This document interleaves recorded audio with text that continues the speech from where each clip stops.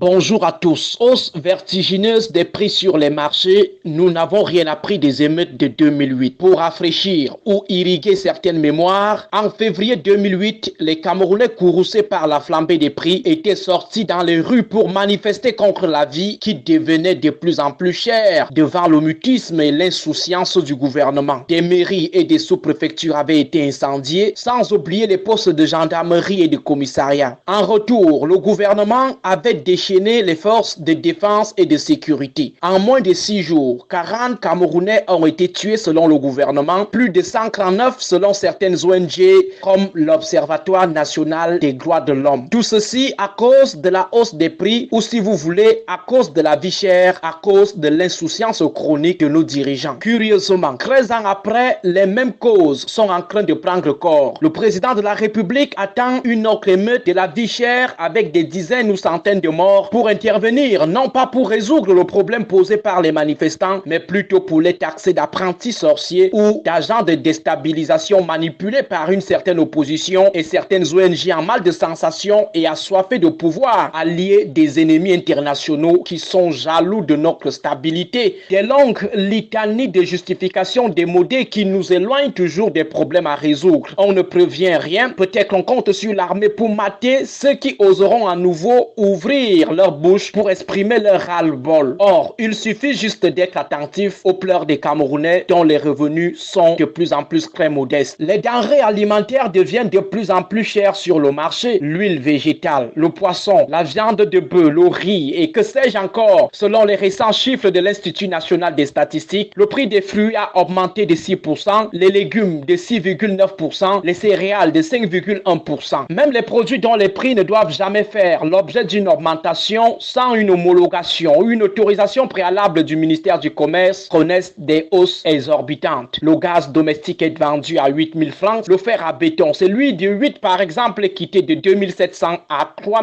300. Que dire du prix du loyer? C'est la haute spéculation. Les autorités camerounaises sont silencieuses. Le ministère du Commerce et le bataillon d'institutions en charge de la régulation et de la brigade des prix sont en congé. Les ligues des consommateurs sont à peine audibles. Les responsables de certaines d'entre elles, jadis très percutants, sont devenus des fervents défenseurs des autorités laxistes. Le jus des deals souterrains avec le pouvoir pour jeter les consommateurs en pâture a eu raison d'eux. Les populations se trouvent seules dans le désarroi. L'État régulateur et policier laisse les commerçants véreux faire le malin. Ce même État qui n'encourage pas la production pour réduire les importations contraignantes. On importe tout, même le maïs et les cure-dents. Pourtant, ce n'est pas le bois qui manque, ce n'est pas la terre qui manque. Les financements des politiques agricoles pour atteindre un niveau d'autosuffisance alimentaire acceptable sont devenus des postes de détournement de l'argent public. Les GIC et les coopératives rurales sont devenus des moyens pour les barons de donner un peu à leurs proches, amis et membres de leur famille. Conséquence, celles qui bénéficient des financements n'existent que dans des mallettes. Ça se partage entre eux. On compte sur les jeunes diplômés chômeurs pour rentrer au village faire carrière dans l'agriculture pendant que leurs enfants sont nommés sous-préfets. Et même lorsqu'il faille rentrer au village, aider l'État à réduire l'importation du maïs, il faut un minimum de conditions en plus de l'accompagnement. Il y a par exemple la viabilisation des bassins de production, électricité, eau, réseau de téléphonie et les routes pour écouler les récoltes. Malheureusement, on préfère abandonner des dizaines de tracteurs, moisir dans les buissons à Ebolova.